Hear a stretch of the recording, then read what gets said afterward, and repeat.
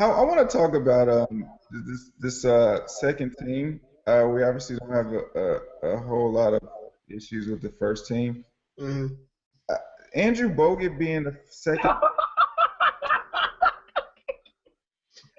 So, to Daryl's point, You have to play. You have to play an All NBA team. You have to play. This is how you get LeBron on the team, right? This is how you get LeBron on the roster.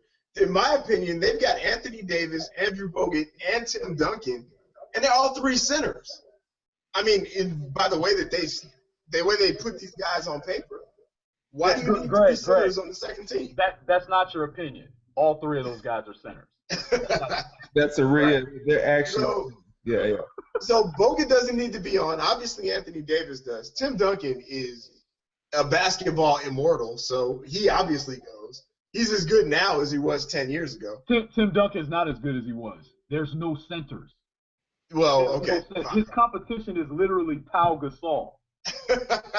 That's true. I like to add Joakim Noah in there. Hey, Joakim Noah. Hey, what did Joakim Noah shoot from the field in the playoffs? Terrible, man.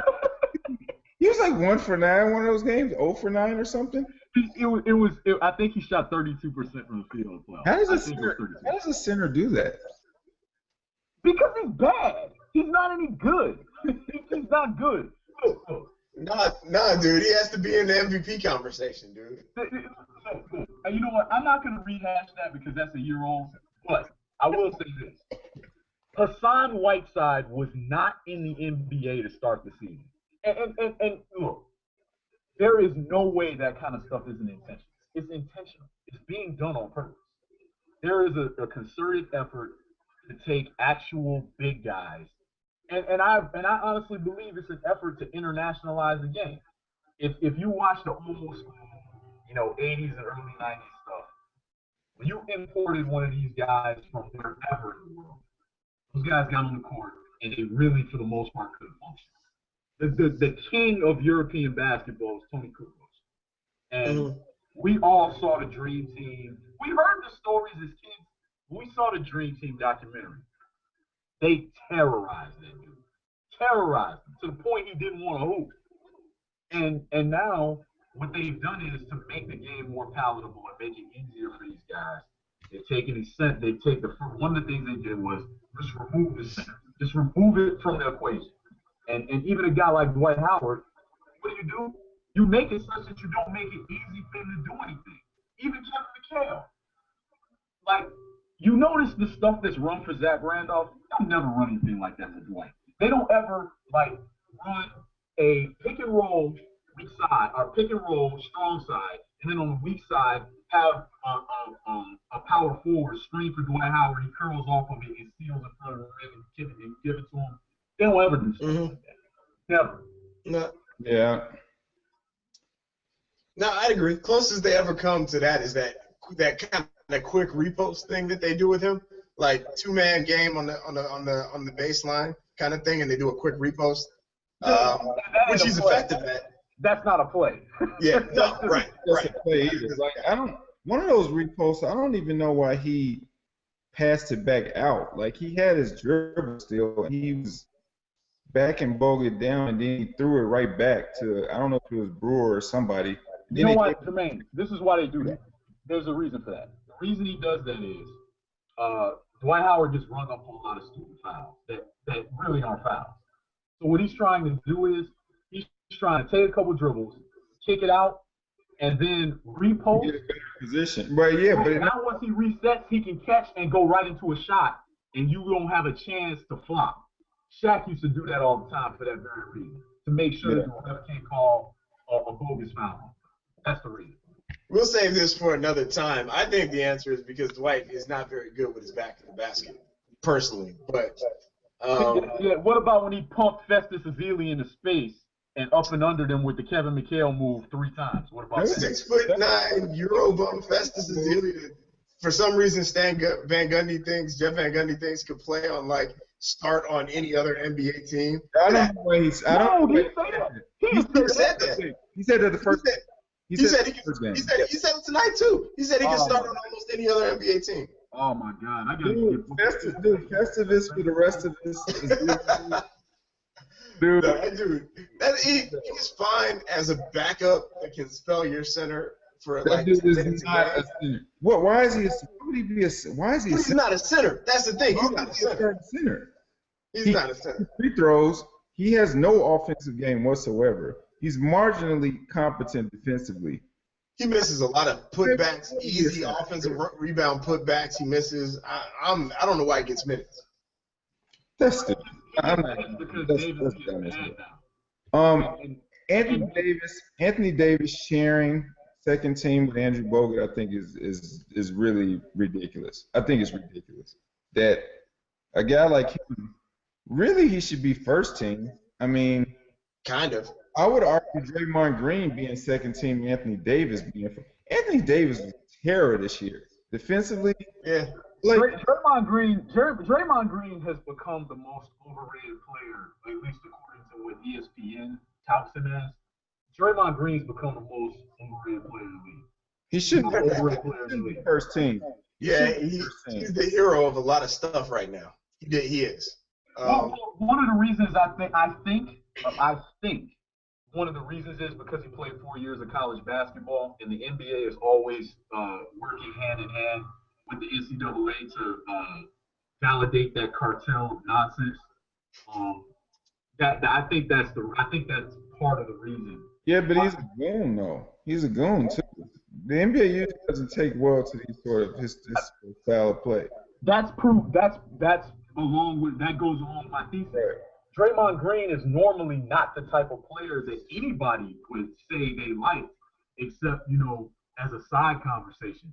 Usually, that type of player is frowned upon. I remember back in the late '80s, early '90s, when I used to love Xavier McDaniel. They talked bad about him back then in a league full of goons. So I think the only reason is, look, the brother's dark skinned too, man. They don't like that either.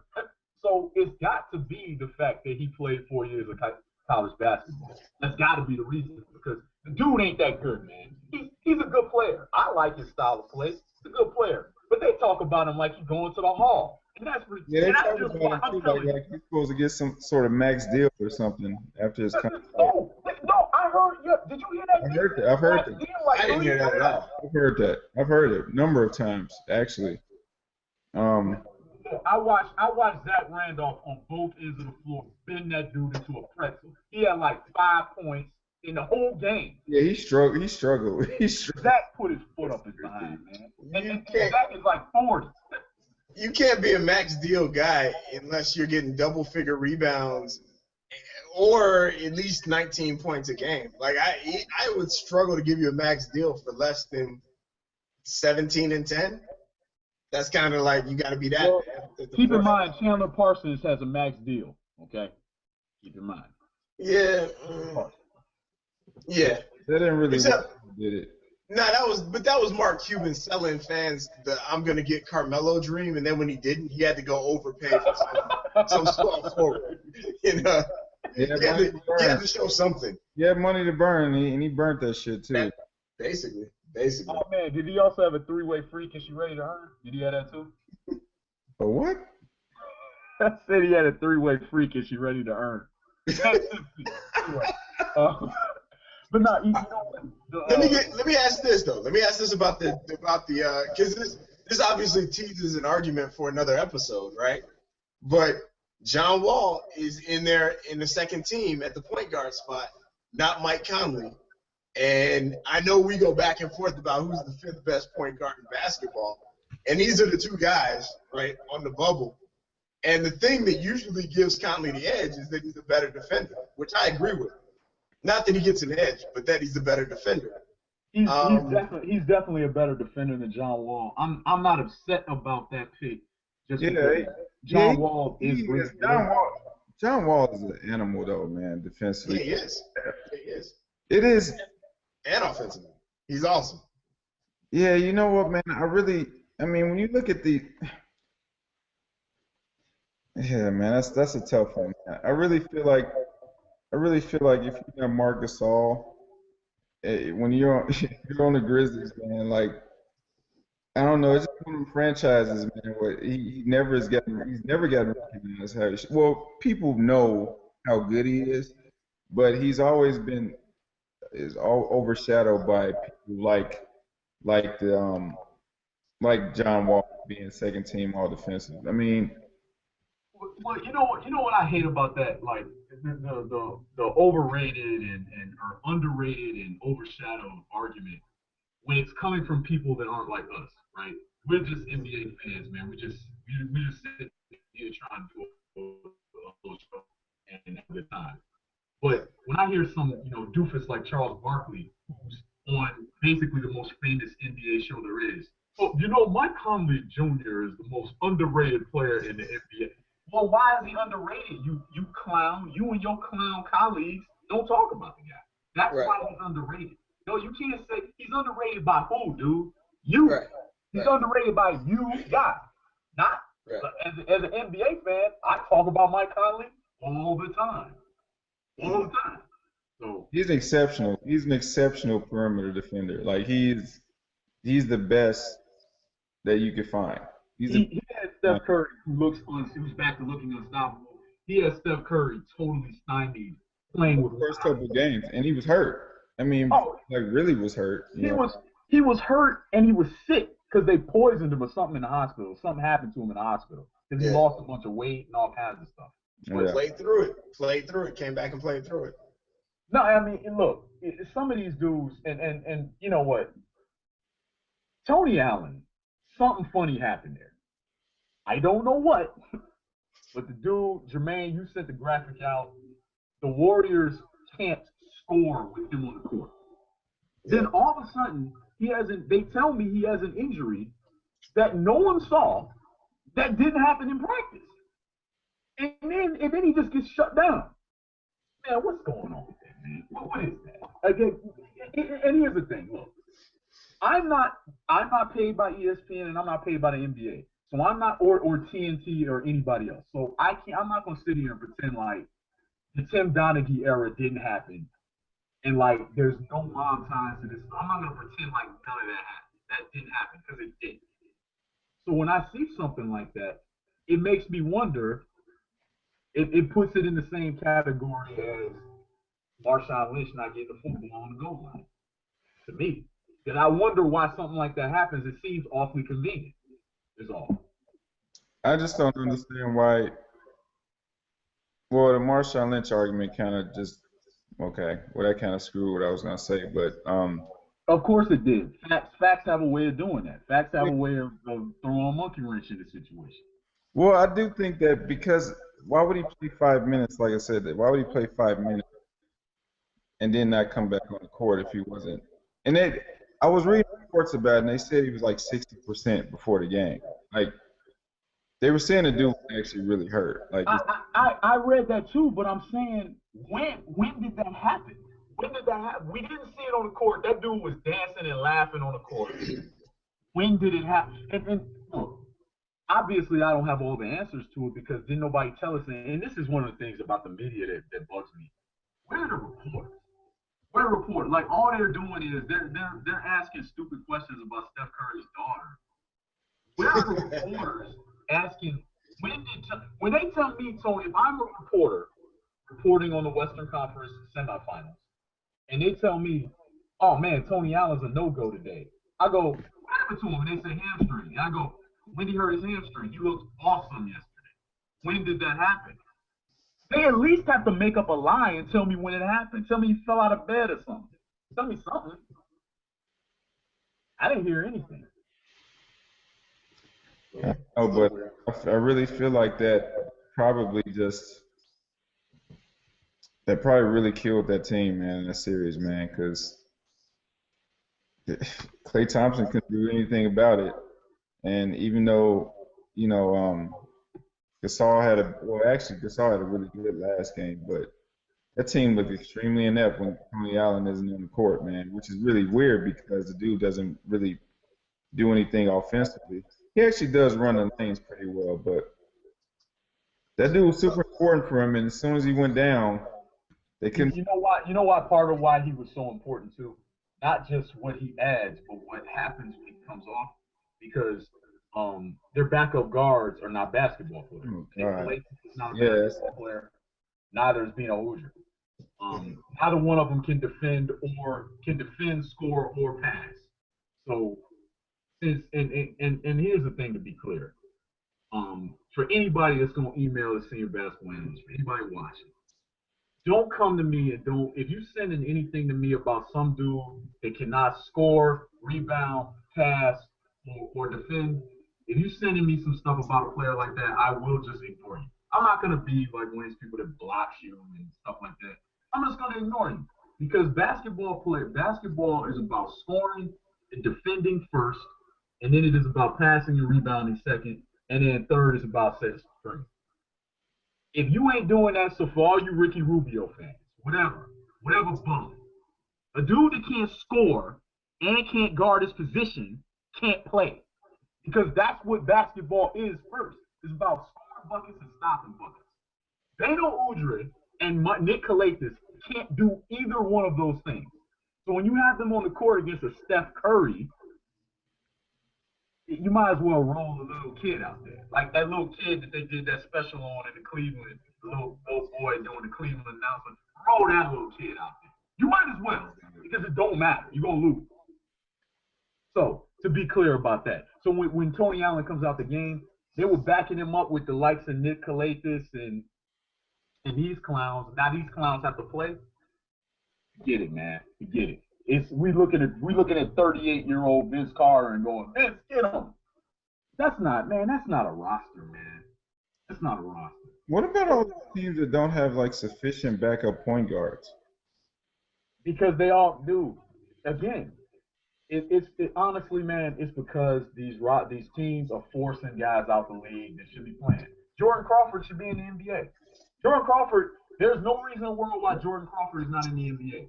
There is no reason in the world why I had to watch Pablo Prigioni running away from Steph Curry over and over again. There's no reason why I had to watch that when Nate Robinson is broadcasting on TV. That's what I was going to say. Because he don't have a job. Nate Robinson doesn't have a job right now. He's not playing on anybody's roster. The Clippers could have used him this playoffs. Yeah. People act like he didn't do Doc is going totally funny style because Doc's got his little bum kid running around out on the court. Hey, he's trying. Doc knows he ain't got many years left to get his son off. So this is it. It won't matter. He staked the whole playoff series on it. He staked the championship on it. They probably could have won the title this year. They probably could have beat Golden State. They could have won the title if he had stacked with a 7-man rotation. Now with a 7-man rotation. I think Chris Paul could have dealt with Steph Curry, and I would have loved to have seen that matchup. I think DeAndre Jordan out-athleticisms all of the front court in Golden State, and I don't think Draymond Green could really have dealt with Blake, to be honest. Their lack of depth, and their lack of any sort of wing player that could defend. That's true. That's true. They exceptional wing players. They don't have any. Matt Barnes is old.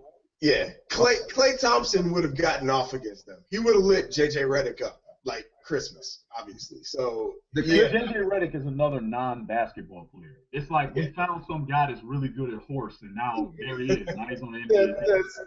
That's crazy. He's a basketball player, dude. He's a basketball player. He's probably better than Korver. Okay. What does he do? Korver is barely a basketball player, but at least Korver sometimes can defend his position barely. But J.J. Redick cannot get his own shot, so he can only score if he's standing stock still at the arc. He can't hit a layup. He cannot defend his position. He cannot pass. He cannot handle the ball. He cannot rebound. He don't screen well. What does he do other than stand stock still and hit open jump shots? Which, by the way, Zach Randolph took a 3 in that Golden State series and hit it. Oh, that top of the key one, yeah, that was a good one. Yeah. All right. Well, let me ask you this, because actually it's been a pretty long run here, and maybe we could we're gonna wrap it up in a second. Go ahead. Could we do so since we are pretty satisfied with first team and second team all defensive, if there was a third team, who would we put on there? I mean, I think Conley and LeBron we've already heard about, but who else is out there? Hassan Whiteside, maybe? Who else? Who would be the third team if we had to pick 5 guys according to position? Who would that be? Yeah, I mean, I guess LeBron and Andre Drummond would be the third team center. If you left everything as it is today, Mm-hmm. Andre Drummond would be the third team center, not Whiteside. Okay. Even though Whiteside's a pretty good defender because he's just a good player. So he's really good. He's good at everything a center does. He scores with his back to the basket. He runs the floor well. Obviously he's a rebound machine. Mm-hmm. So Whiteside's good at everything. I would also I would have given Zach Randolph a look at all defense, even though nobody agrees with me. But I watched what he did to Draymond Green, and Draymond Green's a max player, right? And he just turned him inside out, and Draymond Green's playing on perimeter. So that shows that Zach can move his feet. Zach Randolph's a very, very good defender. But see, you got to give all the credit to Marc Gasol, so people ignore that. He's a very good defender. At small forward, Jimmy. Okay, so Jimmy Butler. No, Jimmy's on there. Jimmy's second. Oh, second. Okay. Jimmy's second team. Man, You know what? I got a dark horse kind of. I don't really believe it, but I kind of believe it. Oh boy. Mostly because for the audience, as we know, we play fantasy. We play fantasy basketball with each other, and I reached too high for him and then cut him. So I'm like, kind of on the bandwagon, kind of wanted to pan out. But in all seriousness, separate from that, Nerlens Noel had a fantastic second half of the season, and he is a defensive superstar in the making. And I think he was top 10 in the league in steals and blocks. I don't know that He hits a lot of steals and a lot of blocks. You know what? To be honest, Philadelphia is so unwatchable that I did not pay enough attention. I never seen him play. I never seen Noel. They were on TV a bunch this year for some reason. I can honestly say They were on TV all the time this season. I've never seen that dude play in the NBA. Is that why you kept saying, man, what is a Nerlens? What is no, that was Greg that said, what's a Nerlens? No, but that is a legit. Nerlens, if you're watching, I'm sorry, but I think I saw him play. What the hell is a Nerlens Noel? I don't know what that is anyway. I don't know what that is, dude. No, we can't talk about Sixers, anybody on Sixers roster because they're. Oh God. No, dude, before you Earl all over the camera, dude, I just with you. No, you know what? No, in all seriousness, I think when a team plays like that, and you know me, I'm not with this, if they're winning, then dudes got to get awards. If you're that bad, though, I can't even really evaluate what's going on there. Because You can't. Your team is just a joke. So, and not to mention the teams that you play against don't take you seriously. They don't take you seriously. And almost to the point, to the point where they don't even play their players against you. Yeah, they can play as carefree as possible. Oh, okay, Nerlens Noel got a couple steals, couple blocks. Yeah, but you guys lost by like 30. They don't care. That's right. Jermaine, do you got anybody? Who do you got that you got anybody you can think of off the top of your head that you felt like should have been maybe third team? I got another one. Not fashionable, but all right, go ahead, Greg. Got another one.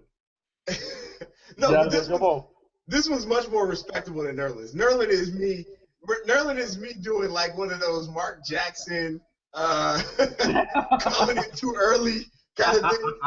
3 years from now, when Nerlens wins Defensive Player of the Year, I want people to look back at this video and say, that dude, Greg Basketball, said it first. Oh, and God. He's a genius and all that stuff. No, but all right, seriously though. Monte Ellis. Overlooked on the defensive end. We know he never makes an all-star team, and he should. But defensively, very good also. He is? Yes. Monte's a good defender. Yes. He's a good defender. I don't think he's all defense caliber. Yeah, Actually though, maybe in this league he is because because the thing I hate about this era, the thing I actually hate the most about watching basketball analysis is when I hear a guy like Jerry Stackhouse or Jalen Rose or any other old school cat Who played in the real NBA? who played in the real NBA, you know where I'm going with this. Two-way player. I hate that expression. It's so stupid. This is not football. There's no such thing as being a two-way player. You're supposed to play both ways. This is not football. So like that garbage, as near as I can tell, started with Paul George when they were trying to come up with some nonsense to say about him. Why can't the dude just be a great player? Why does he have to be a two-way player? These bums that are one-way players aren't basketball players. That's not basketball. That crap where you just run around and let people run past you to the rim and dunk the ball isn't basketball. What about Beverly? Well, Patrick I don't think he played enough games. No, he played enough games. Kawhi Leonard played. How many games did Bogut play? Somebody look it up real fast. Bogut didn't play. I mean, I don't feel like he played a whole lot this year. I'm gonna look it up. I'm looking it up. Okay. Andrew Bogut isn't. Andrew Bogut's not good either. So Andrew Bogut is he averaged 23.6 minutes a game this year. He played 67 games this year, which is good for him. But he also only played 23 minutes a game. 23 minutes a game means you're not really a starter. I don't see. It's stuff like that that really irks me because why you shouldn't earn any accolades if you play that little. You play less than half the game. Anybody can do that. Like, he ain't got to worry about fatigue. He ain't got to worry about any of that crap. Mm-hmm. I mean, because he's not playing enough. So why would he get any defensive accolades? I don't understand that. I don't understand. Patrick Beverly played 31 minutes a game, but he only played 56 games. So he did play less games than Bogut. Yeah. Which I'm surprised at, actually. I'm surprised he played less games than Bogut. I knew he missed a lot. So. But yeah, he did miss a lot of games. And what exactly happened to his wrist? I mean, I know he can't play because he's got a hard I think both his wrists got I don't know, broken or something. I don't know. I don't know what happened to him. I really. Yeah. Two other names for you that I can think of. Michael Kidd-Gilchrist. Maybe too early to put him on a defensive team, but no. And you know what? I could accept that for third team. I could accept Michael Kidd-Gilchrist third team. Yeah, I think that's like the range. And Wesley Matthews. Wesley Matthews should be on there at some point. You know what? That's a good one. Wes Matthews is a really good one. That's a good one. And Wes Matthews Jr., man, that ruined Portland not having that guy because especially since they didn't know how to function without him. He's a player and a half.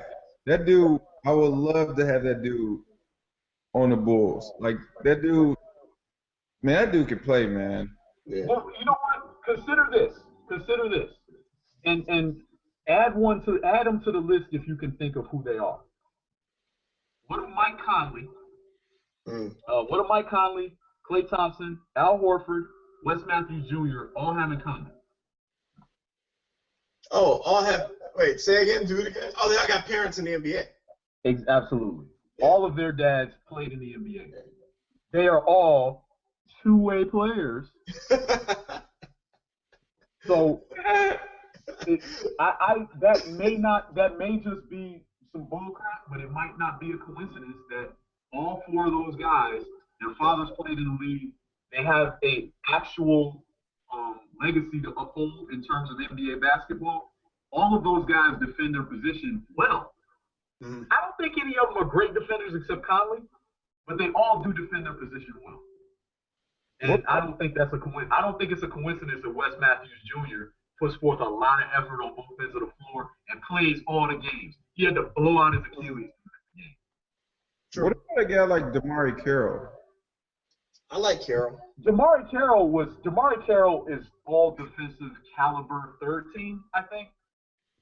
He's another cat that I think is a little overrated at the moment because he had a couple of big scoring games, so now he's the highest scoring player on the Hawks. But I think that's a fluke. Like now, it's like it's fashionable to talk about him right now. It is, and I'm putting the camera back on you, Greg. You talk about DeMarre Carroll because you've been talking about him a long time. You've been talking about him since way back. You're not being a bandwagon jumper. So what do you just speak on DeMarre Carroll? No. Let me interject on that. That was dude, you're gonna steal the mic. He stole your shine, dude. Dude, that was some real basketball stuff, dude. You trying to get some threes, dude. Like, it was a fantasy basketball inspired move. Dude, you trying to win categories, dude, on the fantasy. Dude, you're a real fan, dude. I will be honest. I do think that sometimes what initially allows me to recognize that a guy is really a complete basketball player is because, we're playing fantasy basketball or whatever. And, I'm looking and like, oh, well, this guy's getting me steals, blocks, assists, threes, all of that. But then you go watch him and you start seeing why he's able to do all those things. He can play. It's because he's all over the court. It's because he takes no plays off. He's fearless. He wants to defend everybody. He doesn't mind taking the shot. He'll take the open three. If the ball's in his hand on an ISO play, he'll go to the rack. He runs the break well. He finishes at the rim. He does all the things you want. I don't know he's a star because sometimes he just disappears. Sometimes he gets you 4 points and 5 boards, and that's it. He walks away. But even in those games, he's active. Even in those games, he's getting back in transition. Even in those games, you don't see him being the type of guy who's out of place a lot on the floor in the defensive end. I also think it has to do with the coach and the system that they put together, and it's made everybody successful because these guys I don't think anybody averages over 16, 17 points a game on a team, maybe T or somebody. But I think he's around 17. And Horford's like around 15 or something this year. Carroll is actually averaging 17, I think, in the playoffs, and that's the team high. Yeah. And then he's the conference finals, so that's pretty good. You know what? Let me transition. And Carroll, I think that my thoughts on Carroll are all the things you're saying. Yeah, he's a basketball player. Yeah. Imagine that, a dude being able to play basketball and he's in the NBA. He's like a dinosaur. No, you know what? In a lot of ways, Carroll is the only thing that's new about him is the dreadlocks. Everything else is like from an era gone by. Like back when dudes moved well without the ball and could hit an open shot and could finish at the rim and could defend their position. Mm-hmm. Ooh, imagine that. Imagine that. It's probably the first point. I think that's probably to our first point as to why it's just not as enjoyable as it used to be because there's just too many players who, like the quality of the players, and they just don't. These aren't complete players out there. These are only players that, this player may only bring a couple of things to the table. This player may only bring a couple of things to the table. They try to bring players together to try to make like one good basketball player. 2 or 3 players together, you try to make like one decent basketball player because they're not complete players anymore. Like they're just not. You may have 1 or 2 on each roster. Like you may have 1 or 2 complete players on each roster.